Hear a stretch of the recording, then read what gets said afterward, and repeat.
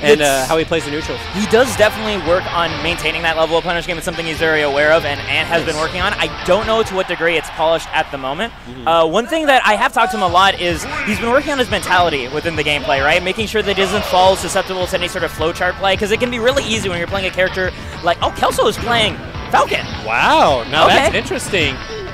Now, this actually, I could kind of see this because I actually know that Bayonetta players actually don't like the Lucas matchup, and Lucas players, at least, you know, from the ones I've talked to, say they actually like the matchup quite a lot. You know, Lucas is one of the few characters that can contest Bayonetta's recovery. So, I mean, you wonder what he can do to Falcon. Oh, yeah. And here we go. He gets the jab block into the regrab, into, okay, just goes straight for the back air. He still gets this nice position going already, 106% on Kelso. Oh, you saw that. He was going for that spike right there. Yeah, he was. That was probably a downer. Now, the funny thing is about Lucas's downer, it's actually quite a weak spike. The back air is the exact opposite. That move is so strong.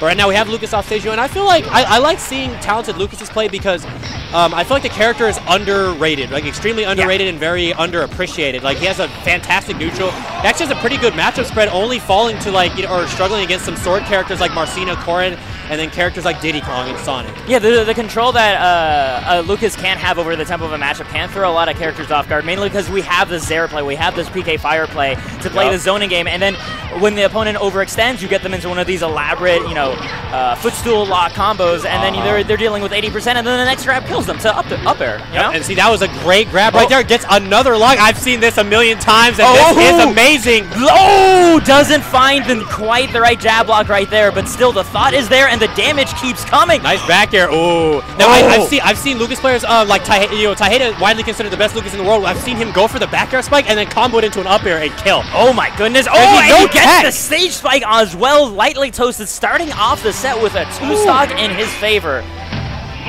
Didn't you just say he was solid in his own right? Like, that looked pretty dang good to me, man. All I'm going to say is this is the power of reassessing mindset that can have on your gameplay in Smash 4. Like, Smash 4 is very much a mindset game because it's a game that anybody can win at any time, right? You're never that far behind in a game of Smash 4, which means that any crack in your mentality or, like, any failing in your faculty, any tilt or anything can tear you apart immediately. So being able to keep your wits about you, you can see this much of a transformation, even if it's in the advantage state.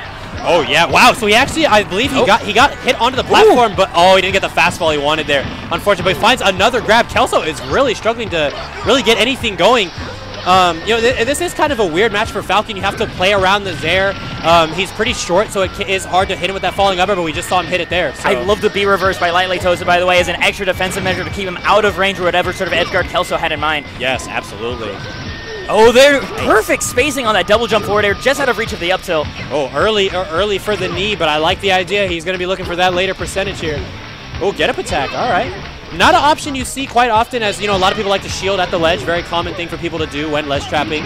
But, Falcon kick to get out of the corner. I actually really like that option. It's a very good, like, sort of burst surprise option, like, once a set. You know what I mean? Where it's just like, if you try to fall back on it too much, then people catch wind of it and you start dying for it. But yeah. That's when Bayonetta's going to wish time you, you're dead at 40. Yeah, exactly. Tragedy strikes when you're predictable in Smash 4. Absolutely. Now, are we going to see a Juffle? I'm not sure if Kelso is going to be able to find his footing enough to get to do a Juffle.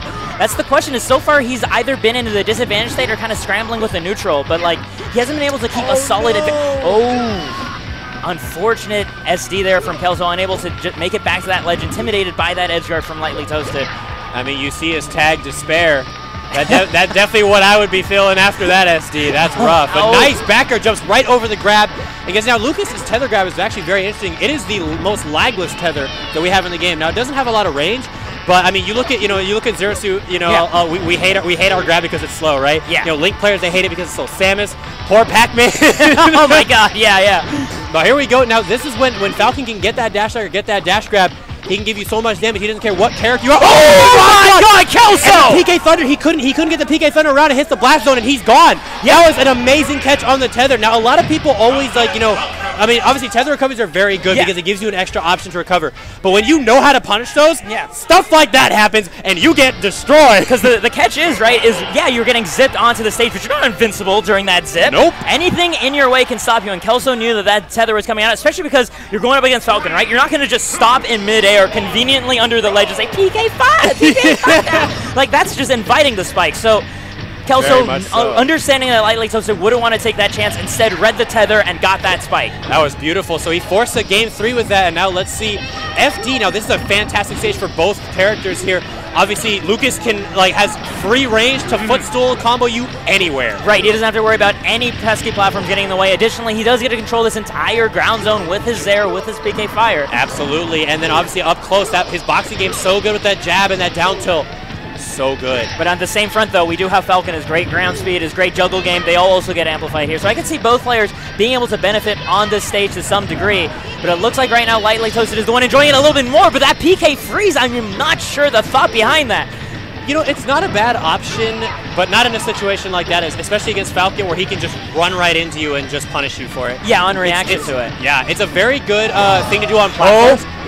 Oh, wow. You're done. Oh, my God, the scoop with the back air. I think he extended his hurt box with that down air. Yo, maybe. Oh, my goodness. That was insane, and now that is a huge burst momentum for LightlyToastedWaffle. But Kelso, this is Falcon. Falcon can kill Lucas very soon here, especially if he catches the landing with an F smash. Okay, no back air. Not going to kill yet, but next one surely will. And if he can wait for the next air dodge in time, it will be curtains for Lightly Toasted.